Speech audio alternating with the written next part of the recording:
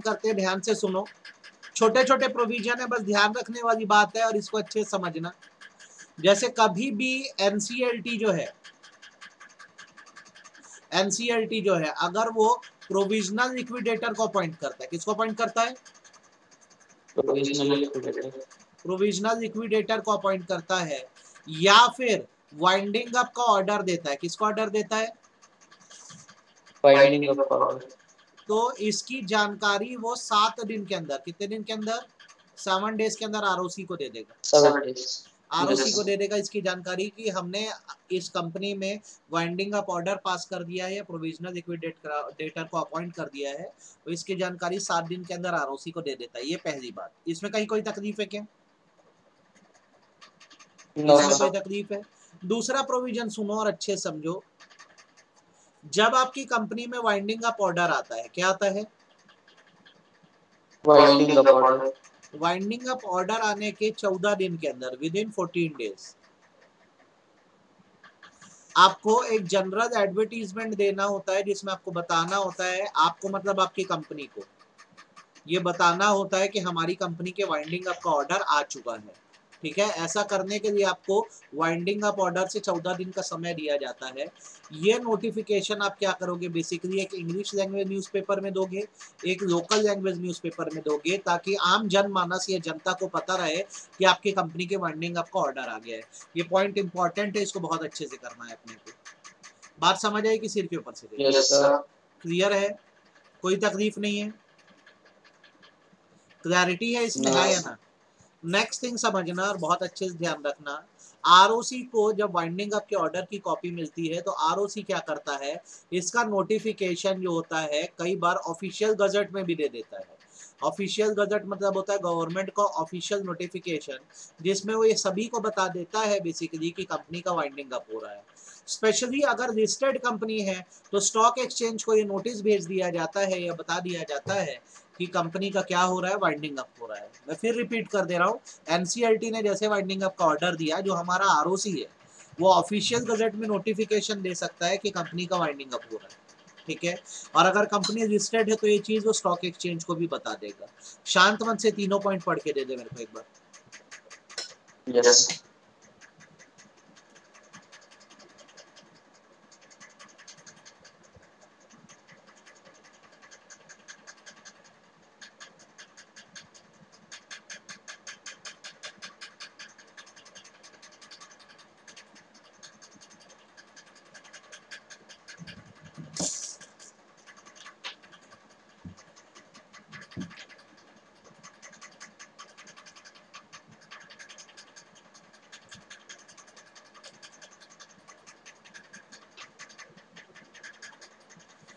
समझ आया?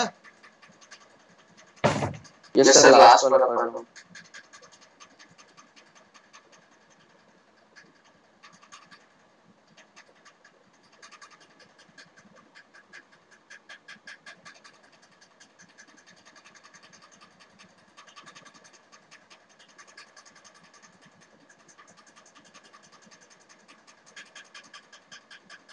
Yes sir. आगे समझना, कई बार ऑफिशियल लिक्विडेटर या कंपनी लिक्विडेटर क्या करता है, वाइंडिंग अप में बेटर सुपरविजन के लिए एक वाइंडिंग अप कमेटी बना सकता है। क्या बना सकता है? ये सेपरेट कंसेप्ट है, इसको अलग से पढ़ेंगे अपन, है ना? ध्यान से समझो। देखो भाई, हमारी कंपनी में लिक्विडेटर है, ये लिक्विडेटर क्या है, पूरा वाइंडिंग अप चलाता है, बट इसको कई बार क्या होता है, असिस्टेंस या मदद की जरूरत पड़ती है।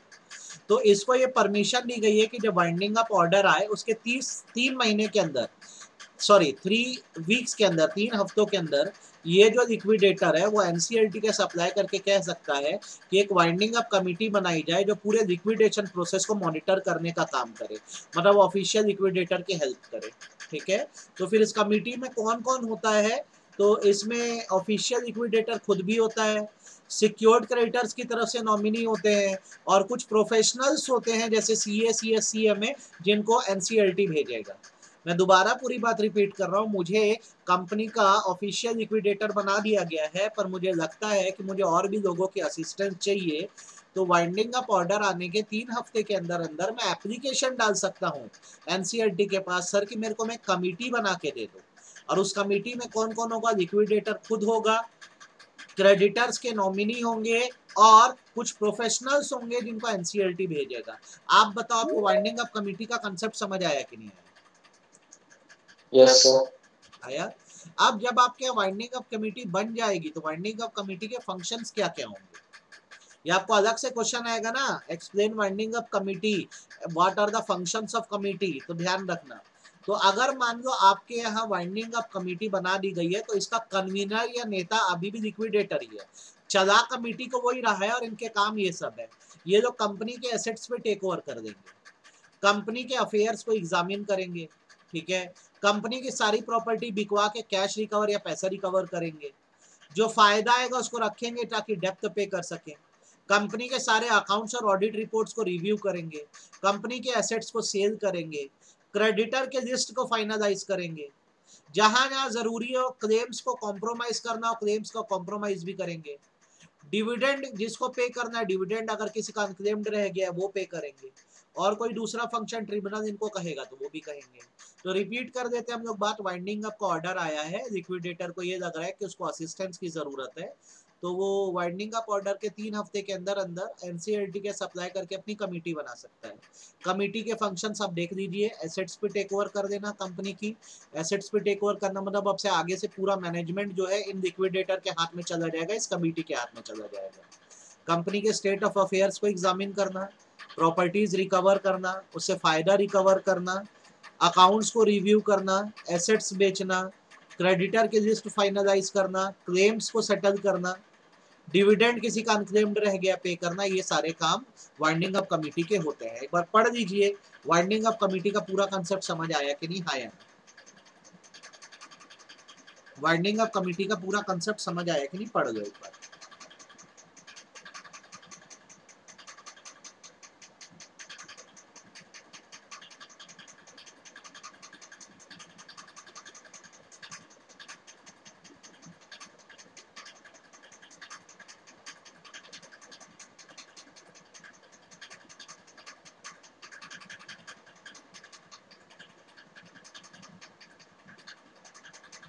जब पढ़ लोगे तो बताना सर हो गया, हमको समझ आ गया है।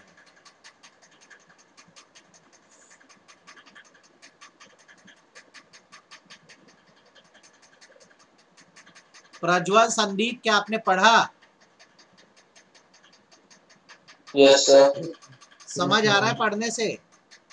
Yes yes. तो क्वेश्चन आया इसे बना लोगे कि नहीं बनाओगे, ये बताओ। Yes sir. बन जाएगा? यस।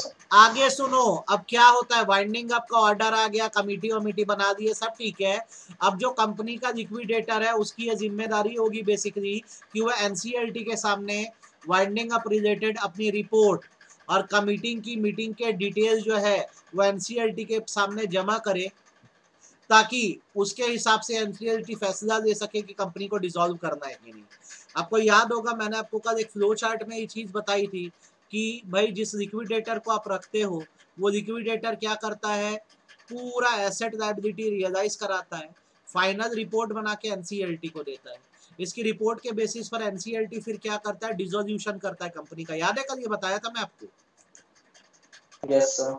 है ना? तो यहाँ पे वही फंड है, कमेटी भी आ गई है, बहुत अच्छे। आपको क्या करना है, लिक्विडेटर को अपनी भी रिपोर्ट बनाना है और कमेटी का जो मीटिंग्स हो रही है उसका भी डिटेल एनसीएलटी के जमा करना है, ताकि एनसीएलटी जो है वो डिसोल्यूशन का डिसीजन ले सके कि कंपनी को बंद करना है।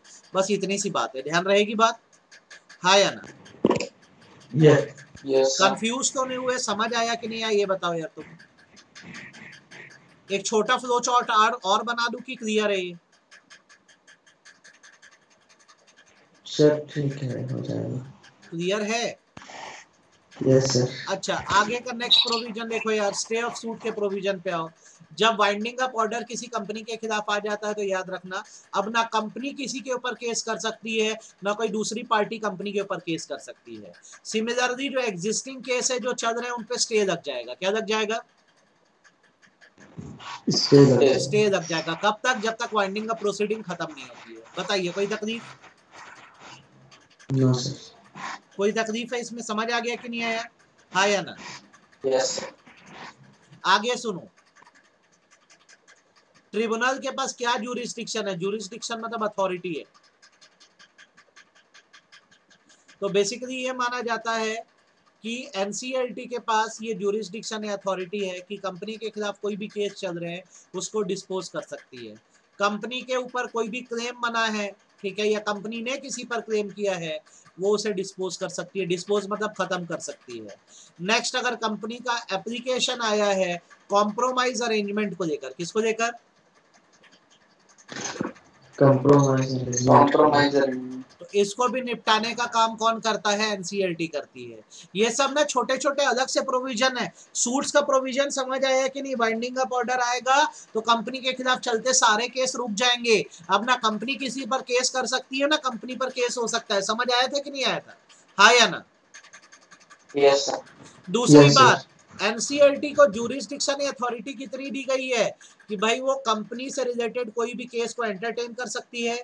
दूसरा, कंपनी के ऊपर कोई भी क्लेम हो रहा है उसको निपटा सकती है, कॉम्प्रोमाइज अरेंजमेंट करवा सकती है। एनसीएलटी को ये ज्यूरिसडिक्शन या अथॉरिटी दी गई है। बात समझ आई कि नहीं आई? हाँ या ना? सर एक चीज डाउट है सर। सर वो जब बाइंडिंग अप होगा सर, मतलब लिक्विडेटर जब रिपोर्ट बना के देता है उसके बाद से केस वगैरह नहीं होगा?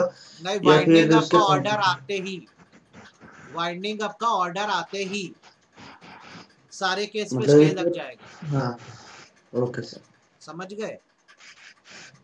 अब यस ये सर। बताओ भाई, इतना समझ आया कि नहीं तुमको? हाँ या ना? Yes sir. आगे केसेस है कुछ, बहुत सिंपल भाषा में बता दे रहा हूं ताकि तकलीफ ना हो। केसेस है, बहुत सिंपल भाषा में बता रहा हूं ताकि आपको तकलीफ ना हो। जीटीसी इंडस्ट्रीज वर्सेस पारसराम पुरिया ट्रेडिंग का केस है। यहाँ पे एक सिंपल सा रूल बोला गया है। अब तो ये रूल अप्लाई भी नहीं होता इवन। पहले क्या होता था बेटा? मेरी आवाज क्लैरिटी से आ रही है ना तुम लोग को? Yes sir. पहले क्या होता था जब वाइंडिंग अप होता था तो हाई कोर्ट ऑर्डर से होता था। किससे होता था? High court order. आजकल तो एनसीएलटी से हो रहा है। पहले हाई कोर्ट ऑर्डर से वाइंडिंग अप हुआ करता था। तो इसमें ना क्या होता था कि जिस एरिया में आपका रजिस्टर्ड ऑफिस है, आपका जिस एरिया में रजिस्टर्ड ऑफिस है, आपका वाइंडिंग अप वहीं का कोर्ट करेगा by that high court only. जैसे कि एग्जांपल देता हूं जिससे चीज तुम लोग को समझ आ जाए। तुम्हारी कंपनी जो है वो छत्तीसगढ़ में सिचुएटेड है, लेकिन तुम्हारे जो शेयर होल्डर्स हैं वो गुजरात के हैं। कहाँ के हैं? कहाँ के तुम्हारे शेयर होल्डर्स? गुजरात के। अब ये इस कंपनी का वाइंडिंग अप कराना चाहते हैं। तो आजकल तो एनसीएलटी है तो कोई इशू नहीं है भाई, लेकिन पहले हाई कोर्ट के थ्रू होता था। तो बताओ किस हाई कोर्ट में इनका मैटर सॉल्व करा जाएगा? बिलासपुर हाई कोर्ट में कि गुजरात हाई कोर्ट में? बिलासपुर। बिलासपुर हाई कोर्ट में, जहां कंपनी का रजिस्टर्ड ऑफिस सिचुएटेड होता था वही के हाई कोर्ट में ही आपके वाइंडिंग अप का केस चलता था। बात समझ आई कि नहीं है? Yes sir. इररिस्पेक्टिव झगड़ा कहीं पे भी हो, डिस्प्यूट कहीं पे भी हो, फर्क नहीं पड़ता। जहां पे आपका रजिस्टर्ड ऑफिस है जिस स्टेट में, वहां के हाई कोर्ट में ही आपका मैटर जाता था। कहीं कोई दिक्कत? इस बात में कोई दिक्कत है कि समझ आई? दूसरा केस एलकेपी मर्चेंट फाइनेंसिंग का ये बताता है आपको कि रजिस्टर्ड ऑफिस का मतलब बेटा वो प्लेस होती है जहां पर कंपनी वाइंडिंग अप के 6 महीने पहले तक सिचुएटेड है। फिर से बोलूं, रजिस्टर्ड ऑफिस वो प्लेस है जहां पर कंपनी वाइंडिंग अप का एप्लीकेशन डालने के 6 महीने पहले सिचुएटेड थी। उसे हम बोलते हैं क्या? Registered office. वाइंडिंग अप के कंसेप्ट में बात समझ आएगी? सिर के ऊपर से गई? Yes sir. आ गई? तीसरा केस कल्पना ट्रेडिंग का केस है जिसमें बेसिकली कंपनी क्योंकि हैदराबाद में थी, रजिस्टर्ड ऑफिस हैदराबाद में था, तो ओडिशा हाई कोर्ट ने इसके वाइंडिंग अप के लिए मना कर दिया। सही किया कि गलत किया? सही किया। लो भाई फटाक से पढ़ के दे दो यार इसको। ये मैंने तो तुमको समझा दिया, तुम पढ़ के दे दो।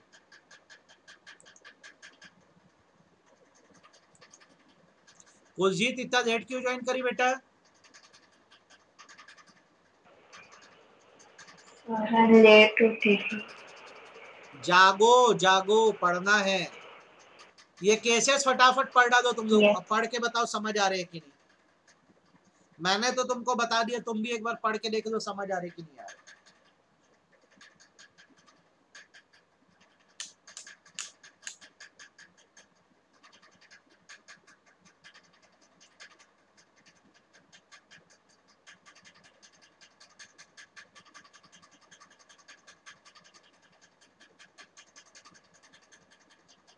सर इसका क्वेश्चन कैसे आता है?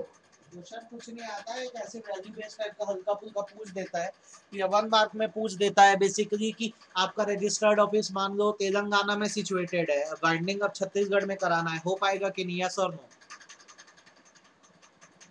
रजिस्टर्ड ऑफिस तेलंगाना में सिचुएटेड है, बाइंडिंग अब छत्तीसगढ़ बिलासपुर हाई कोर्ट से करवाना है, हो पाएगा कि नहीं हो पाएगा?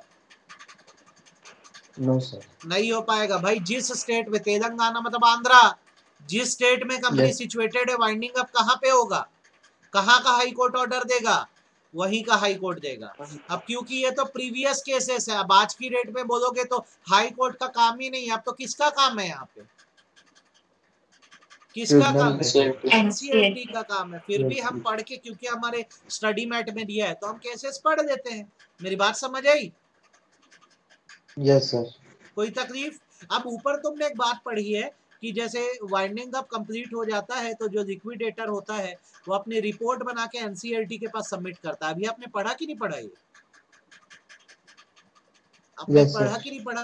तो अब जैसे वो रिपोर्ट बना के दे रहा है तो उसके रिपोर्ट के कंटेंट क्या क्या है।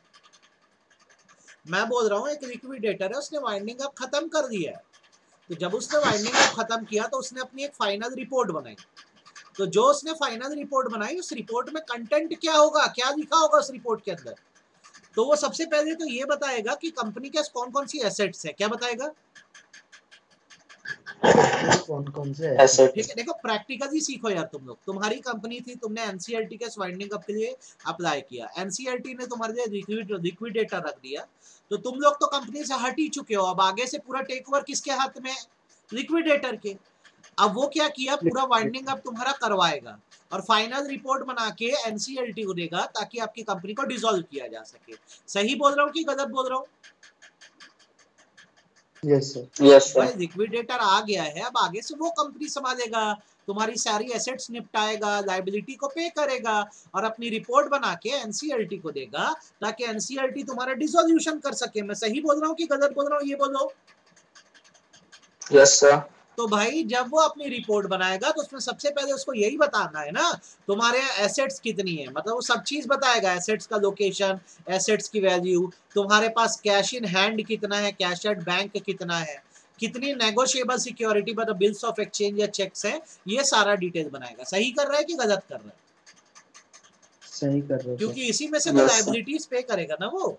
सेकेंड थिंग, आपकी कंपनी में कितना कैपिटल है, कितना इशूड कैपिटल है, कितना सब्सक्राइब है, कितना पेड अप है, बताएगा।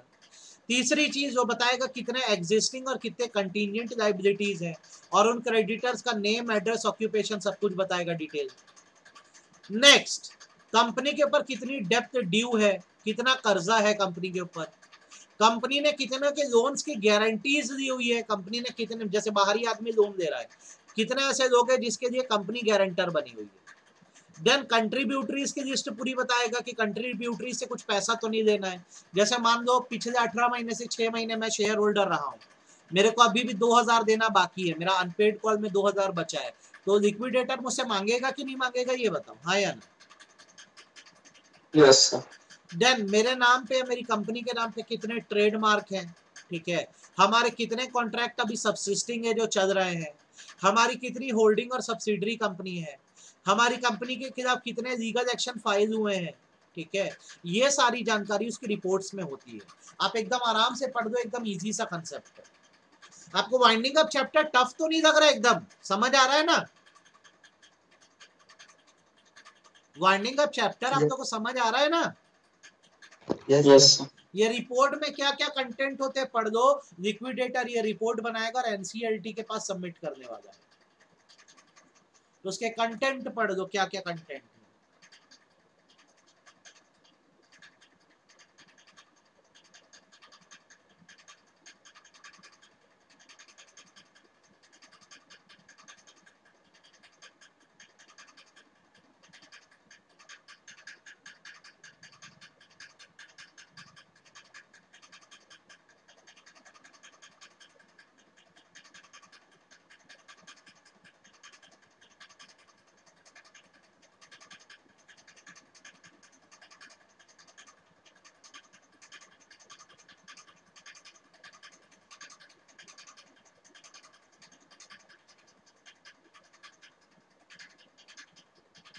आपको कोई लाइन या वर्ड में डाउट हो तो सर ये गारंटीज वाला वो इंटर कॉर्पोरेट लोन वाली गारंटी है?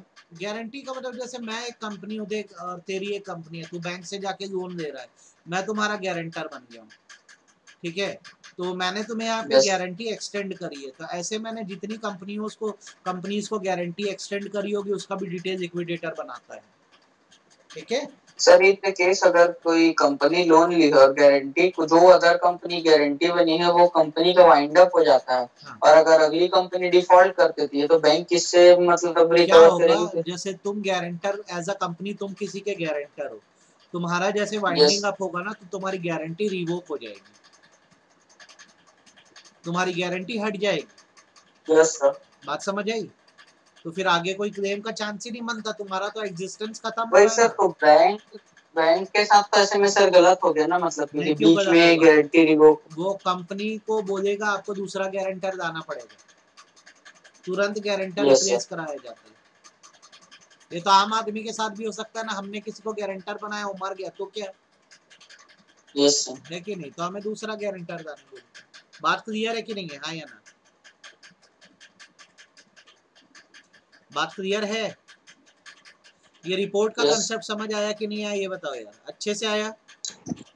यस सर, कंप्लीट हो गया। कंप्लीट हो गया। अब आगे सुनो, जैसे ये कर दिए तो बीच में कबाड़ा है, कचरा है, ये सब देखने की जरूरत आपको नहीं है, ये आपका सिर्फ समय खराब करने के लिए। आप इसके बाद आएंगे नीचे एडवाइजरी कमेटी पे, किस पर आएंगे एडवाइजरी कमेटी। भाई? इससे पहले तुमने वाइंडिंग अप कमेटी पढ़ी थी, लिक्विडेटर ने रिक्वेस्ट करके अपॉइंट करवाई थी ताकि वो पूरे वाइंडिंग अप को सुपरवाइज कर सके। सही बोल रहा हूँ गलत बोल रहा हूँ? Yes sir. सिमिलरली जब वाइंडिंग अप का ऑर्डर आता है तो बेसिकली ये माना जाता है कि कई बार लिक्विडेटर को प्रॉपर एडवाइस देने के लिए एडवाइजरी कमेटी भी बना दी जाती है। इसका काम लिक्विडेटर को एडवाइस करना है कि किस प्रकार से प्रॉपरली वो कंपनी का वाइंड अप कर सकता है, ठीक है।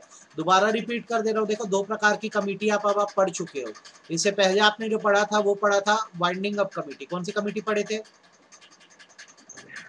भाई? वाइंडिंग अप कमेटी का काम क्या था? ये पूरी तरह से लिक्विडेटर की हेल्प कर रही थी मॉनिटर और सुपरवाइज करने में, किस चीज को?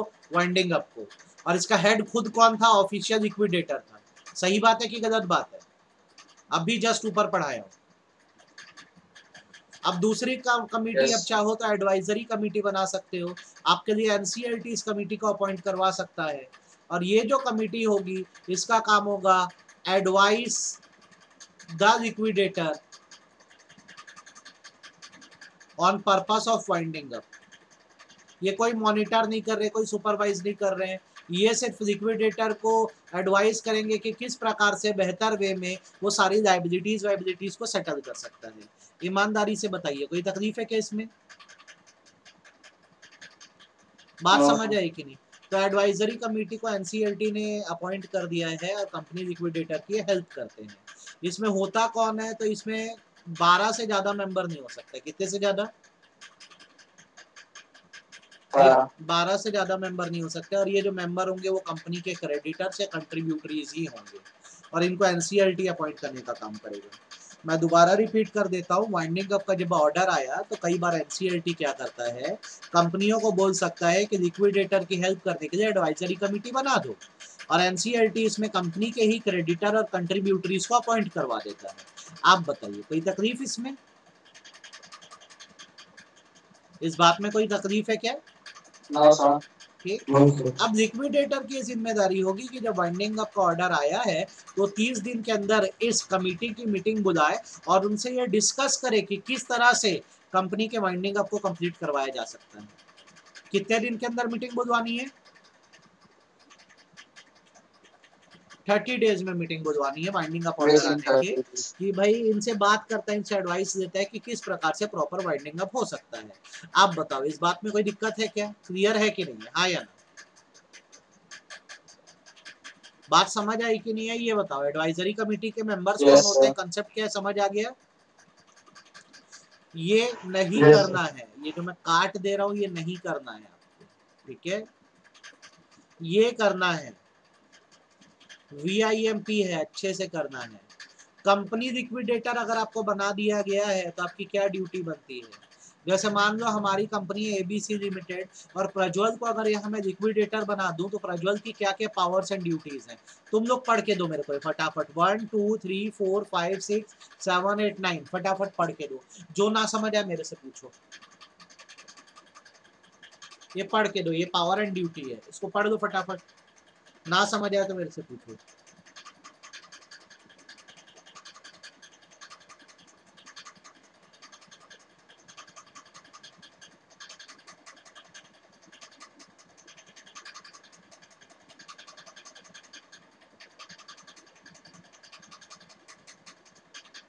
आपको अगर लिक्विडेटर बना दिया गया तो ये आपकी पावर एंड ड्यूटीज, आप पढ़ के बताओ आपको समझ आ रहा है कि नहीं।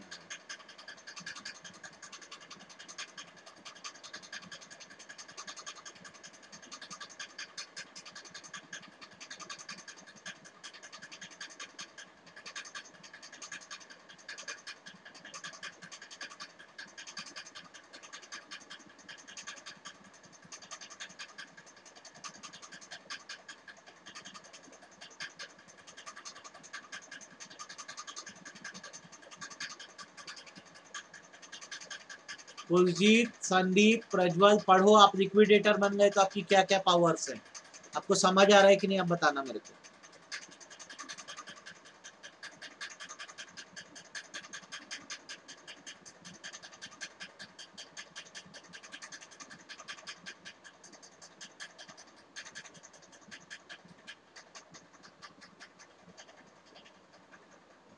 मतलब सर जो लिक्विडेटर है वो पूरा कंपनी को भी एज अ मतलब गोइंग कंसर्न किसी और को भी ट्रांसफर कर सकता है। भाई देखो, लिक्विडेटर को लाने का मकसद ये है कि कंपनी को तोड़ फोड़ के ठीक करना। अगर आगे चला सकते हैं तो चलवा देंगे, फिर नए मैनेजमेंट को हैंड ओवर कर देगा, नहीं तो लाइबिलिटीज निपटा के डिसॉल्व करवा देगा। इसलिए तो हम बोलते हैं ना, फर्स्ट स्टेप वाइंडिंग अप है, लास्ट स्टेप डिसोल्यूशन है। लिक्विडेटर को लाने का मकसद ये है कि अगर कंपनी के ऊपर ही छोड़ दिया जाए कि तुम अपनी लाइबिलिटीज पे करो तो धोखाधड़ी कर देंगे। तो इसलिए लिक्विडेटर को लाते हैं कि तुम टेक ओवर कर दो कंपनी पे, कुछ समय देखो, अगर चल पा रही है तो चलाओ, एसेट बिकवाओ, लाइबिलिटी पे करो और निकल जाओ। बात समझ आई? यस ये सिस्टम।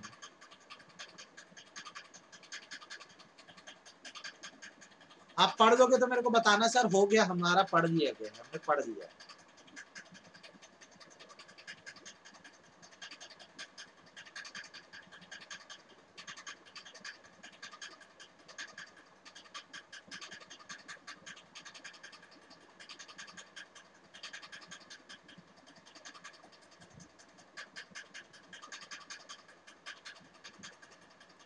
सर 6 पॉइंट वाला बता दो थोड़ा सा। सर 5th के लिए बताना पड़ेगा। 5th और 6th दोनों बताओ। Yes sir. To raise any money required on security of asset of the company, कुछ समय के लिए ये कंपनी के एसेट्स को मॉर्गेज पे रख सकता है, ताकि कुछ करंट लायबिलिटीज को तुरंत वो क्या कर दे, पे कर दे। नेक्स्ट थिंग, अगर कंपनी के देखो जैसे वाइंडिंग अप ऑर्डर ऐसे तो आता है, कंपनी के खिलाफ सारे केसेस में स्टे लग जाता है, अभी थोड़ी देर पहले मैंने आपको बताया। सही बात है गलत बात है? Yes sir. फिर भी कोई एक्सेप्शनल सिचुएशन में कल को कंपनी के ऊपर मान लो कोई लीगल प्रोसीडिंग हो भी गई तो कंपनी को डिफेंड करने का काम ये लिक्विडेटर करेगा। कौन करेगा? ये लिक्विडेटर। जैसे कोई सूट हो गया ना या कोई केस हो गया ना, तो कई बार एक्सेप्शनल सिचुएशन में केस डालने का काम, इंस्टीट्यूट करने का काम, मतलब केस डालना या कंपनी को डिफेंड करने का काम ये लिक्विडेटर करेगा, क्योंकि डायरेक्टर तो हट चुके हैं कंपनी पे, अब किसका टेक ओवर हो गया है, लिक्विडेटर का टेक ओवर हो गया। तो आगे अगर कोई लीगल प्रोसीडिंग हुई तो यही निपटाएगा। Yes sir. और बता दो कुलजीत, समझ आ रहा है? Yes sir.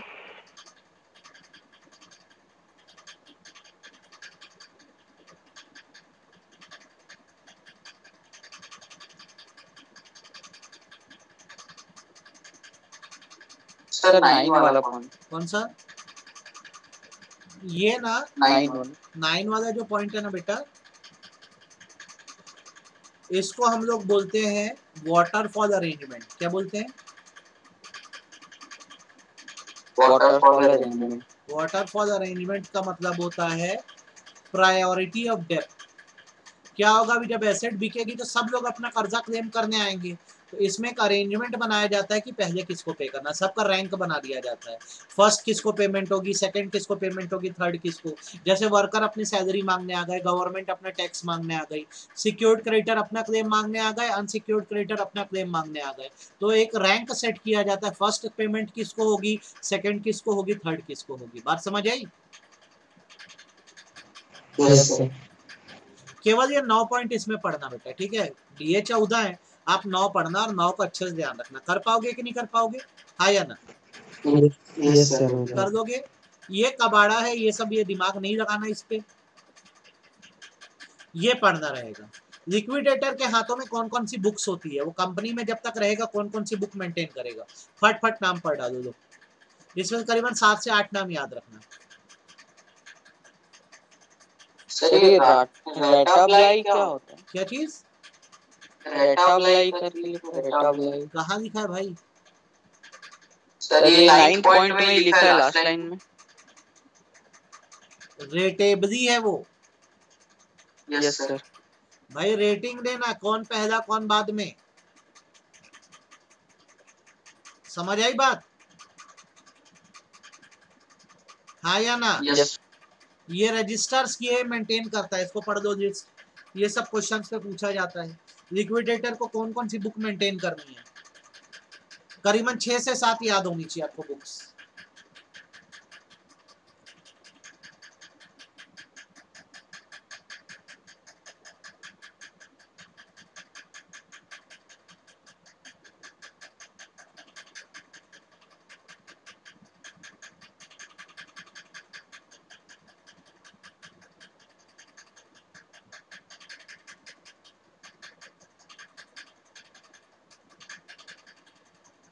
सर 10वां वाला कौन सा होता है?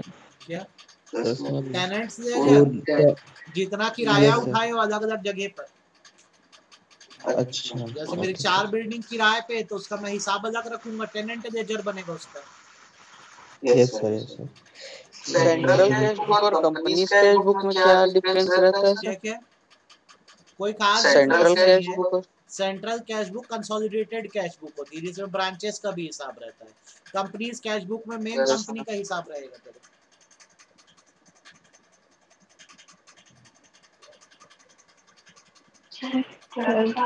कौन सा?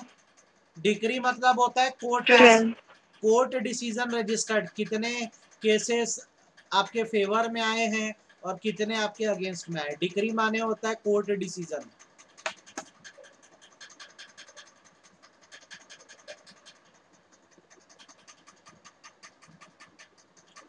पढ़ लिए क्या?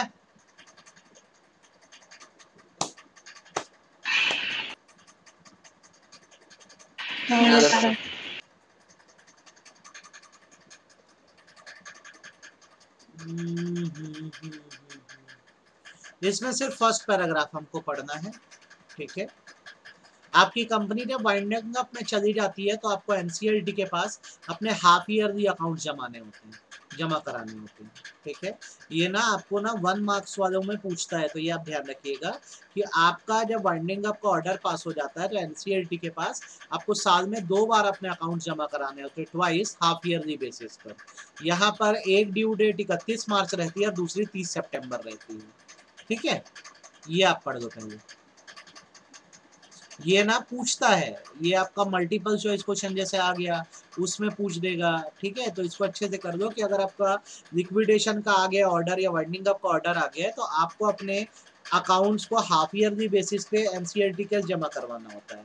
ड्यू डेट 31 मार्च और 30 सितंबर होती है और पूरा डिटेल रिसिप्ट एंड पेमेंट का आप फॉर्म नंबर 42 के फॉर्मेट में देते हो। आप ये टिक कर दो, पढ़ के देख लो, यस सर बोलोगे तो आगे बढ़ जाऊंगा।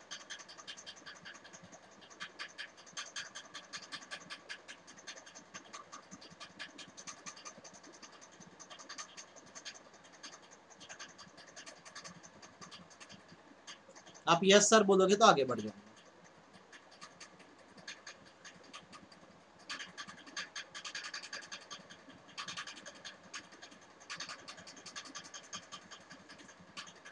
पढ़ दिए? बोलो हाँ या ना। प्रज्वल पढ़ दिया?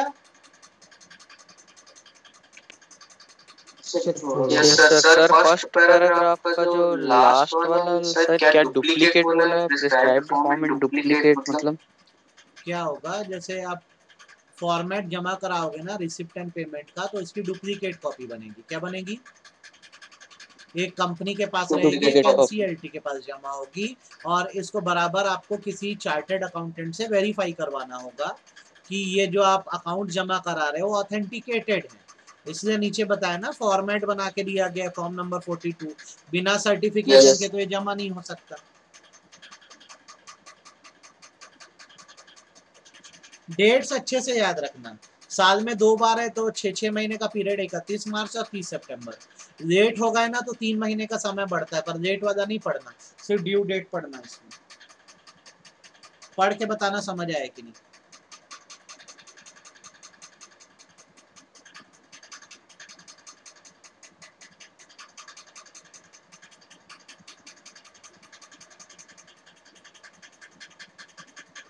हो गया?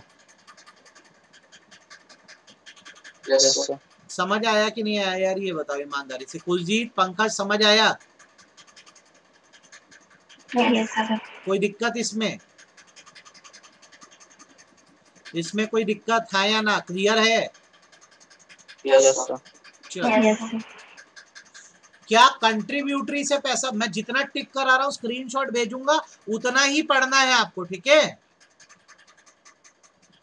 क्या कंट्रीब्यूटरी से पैसा मांगा जा सकता है वाइंडिंग अप के समय? पहले बताओ कंट्रीब्यूटरी है कौन, पहले मेरे को ये बताओ फटाक से।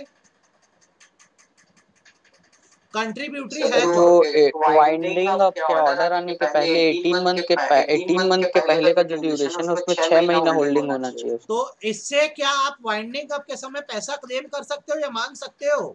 तो ये माना जाता है अगर आपकी कंपनी अनलिमिटेड कंपनी, कैसी कंपनी है?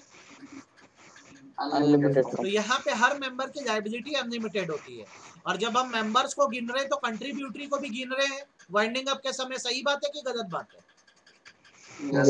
तो आप उससे कंट्रीब्यूशन करवा सकते हो।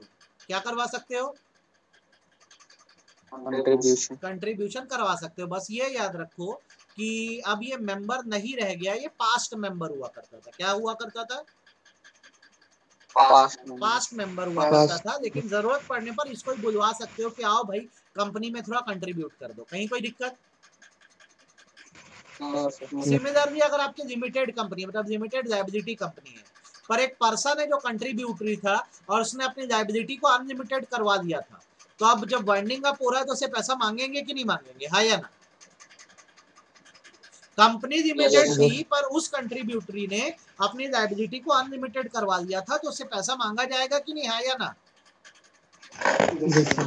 फिर सुन लो, कंट्रीब्यूटरी से एज सच तो आप नहीं रिकवर कर सकते, लेकिन कुछ सिचुएशन होती है जहां कंट्रीब्यूटरी से भी डेब्ट सेटलमेंट में पैसा मांगा जा सकता है। पहला, जब कंपनी अनलिमिटेड लायबिलिटी कंपनी हो तो फिर कंट्रीब्यूटरीज को भी कंट्रीब्यूट करना पड़ता है, और अगर कंपनी लिमिटेड लायबिलिटी कंपनी हो लेकिन अगर कुछ डायरेक्टर या मैनेजर या कंट्रीब्यूटरी ऐसे हैं जिनकी लायबिलिटी अनलिमिटेड है तो उनको पेमेंट करनी पड़ेगी।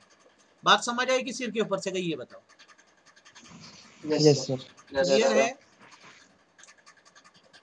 ये ऐसे कटता है।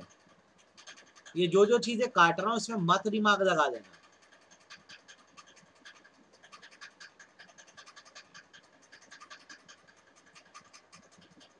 ये पढ़ना। मान लो कंपनी के वाइंडिंग अप का ऑर्डर पास हुआ, संदीप के ऊपर बहुत सारी लायबिलिटीज है जो कंपनी को उसको पे करनी है। अब वो भाग रहा है इंडिया के बाहर, तो उसको भागने दिया जाएगा क्या? No sir. नहीं।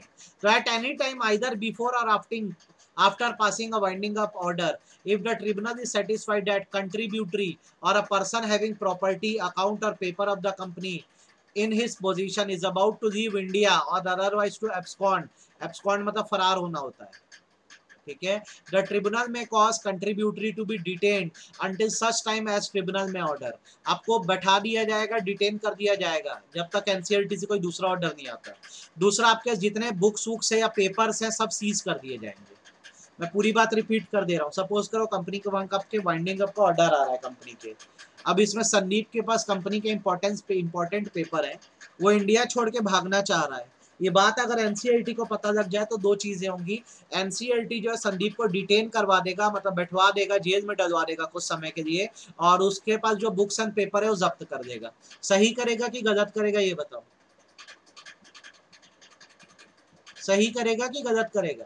आपको मैंने जो बोला वो समझ आया कि नहीं आया? Yes sir. अगर ये इंडिया से भाग जाता है तो धोखा होता ना, तो उसको इसलिए डिटेन कराया जा सकता है। कंसेप्ट क्लियर है, हाँ या ना? यस। यहाँ पे तुम्हारा मेन खत्म हो गया winding up. Voluntary winding up जैसा कि मैंने बोला है कि अब वाइंडिंग अप पे नहीं रह गया है, ये आईबीसी में चला गया है। किस में चला गया है?